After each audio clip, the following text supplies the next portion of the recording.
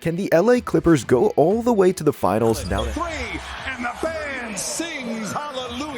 that James Harden is on their roster? Join us as we explore the latest NBA news this season, which has already gotten crazy after only a couple of games in. On the crossover. Oh, he caught a body underneath this time. Welcome back to Hoop Vision, a basketball hub for true fans of the game. Another story that will impact the 23 and 24 season is one of the Beard and his now former team, Philadelphia 76ers. Everything went downhill after Harden went public with his animosity towards the team's president of basketball operations, Daryl Morey. Morey is a liar, and I will never be a part of an organization that he's a part of. Harden's fate in Philly was questionable after two disappointing seasons during which they couldn't make a series playoff push. Despite having one of the best centers of the modern era, their offense was never as dominant as it could have been. Although he's not the only one to blame, there are reasons why his journey with the 76ers wasn't too promising in the first place, and we'll discuss them down the line. Let's dive into basketball and see what the future holds for both James Harden and the Clippers. In this trade, the Clippers got Harden, PJ Tucker, and Philip Petrusev in exchange for KJ Martin, Robert Covington, Marcus Morris, and Nick Batum. However, the players Philly has acquired aren't as nearly as valuable as the second part of this trade. 2026 first-round pick, 2028 first-round pick, 2 second-round picks, and a 2029 swap pick.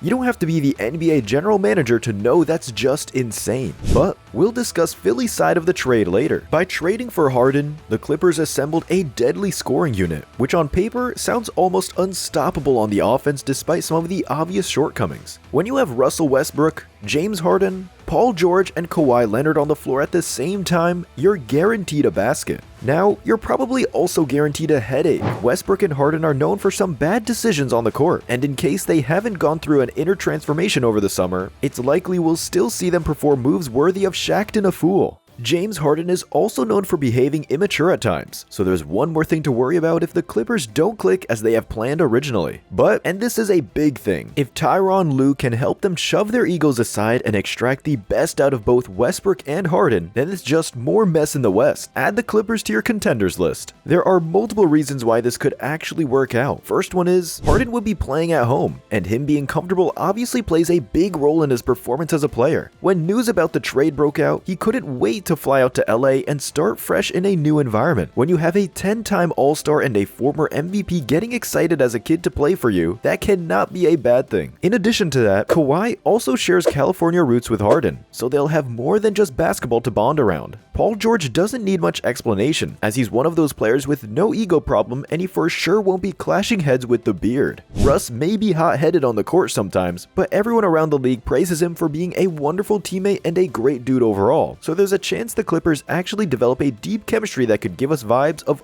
07 Celtics or 2011 Mavs. The biggest reason they might create a winning team is also the reason many people are writing them off. They're not the superstars they were in their 20s. This is why that might be a good thing. They have nothing to prove to anyone. They've won MVP, they've led the league in scoring, they've gotten their triple-doubles. Now, the goal is the championship. They are older, wiser, and much more experienced in how to navigate the season. Yes, some of the athleticism is gone, but George and Leonard are still elite, while Harden's shooting and Westbrook's tenacity are still there. If Jason Kidd and JJ Barea can be the starting guards on a championship team, then Russ and Harden definitely can as well. NBA is different than it was back then, and the odds we see Harden and Westbrook hold together a Larry O'Brien trophy are slim. But hey, we wouldn't be watching NBA if its motto wasn't true. After all, it's where amazing happens. When we assume their heads won't get in the way, the Clippers are actually a great offensive team from the technical perspective. They have everything you need to score and more. The driving is there, the shooting is there, and both Zubac and Miles Plumlee can give the extra contribution while protecting the paint, something similar to what Yusuf Nurkic will do for Phoenix. 5 to 7 years back, and this team would be an actual all-star starting lineup, and what makes this trade worthwhile for the Clippers is these players still have the offensive tools that earned them those selections. Paul George is still capable of the Birdman dunk while picking his shots more maturely and elevating his teammates. In general, this team's offense will be fun to watch and they certainly won't have issues scoring the basket, but as we know, it's not scoring that wins championships. It's having Curry or LeBron on your team. Just kidding, it's defense, and defense is where Clippers are questionable. We all know about James Harden being a liability on the other end of the floor, not because of his size, but just pure lack of attitude. He's a 6'5", 220-pound guard with a 6'9" span, but the way he plays defense makes him look like he just lost a huge bet on a WNBA team. Even smaller players like Nate Robinson and Isaiah Thomas made up for the lack of size with their heart and tenacity. So if he somehow awakens the passion for that ring and decides to use his feet for a change, then we'll see James Harden 2.0. But that's still a big if, and defense will remain a primary issue for the Clippers if they want to slow down Luka, Booker, Curry, and others who will want to collect the win against them. On the bright side, the rest of their roster is pretty solid defensively, both in terms of guarding the perimeter and the paint. When you add the Kawhi effect that anchors everyone with his shovel-like hands, they'll be fine if they manage to prevent Harden from making too much of a defensive leap. The Clippers look respectable on both the offensive and defensive end, and there's only one factor that will make or break their season: their health. We all know Kawhi's and PG's story. They've been haunted by injuries in some of the most crucial playoff moments, and if it weren't for Leonard's ACL tear in 2021, maybe Phoenix doesn't advance to the NBA Finals. Giannis and the Bucks don't win the chip that year, and today's NBA looks unrecognizable. Unfortunately, it's one of those things you don't have too much control over. Injuries have prevented us from witnessing Derrick Rose's prime, robbed us of Brandon Roy, Greg Oden, T-Mac, Grant Hill, and many others who couldn't stay healthy throughout their careers. Both PG and Kawhi will have to put extra effort into preserving their bodies, so they'll be able to put on a show when time comes. By this, we don't mean sitting out games, but taking care of diet and training load, while also being aware of landing after dunks and layups, and taking bumps on the defensive end. If health is taken care of, then it's legit to say the Clippers are stacked, and it would be a shame to miss this unique opportunity to see all four of them on the same roster. Harden's contract will expire next year, so that's another story that'll keep us occupied in case more drama emerges in LA, but we hope it won't get to that. Speaking of contracts, Philly was the other side of this trade, and they've benefited massively from this deal. Not only did they get the players and the picks, but they've also got rid of Harden's huge $36 million year and landed expiring contracts that will give them approximately $50 to $65 million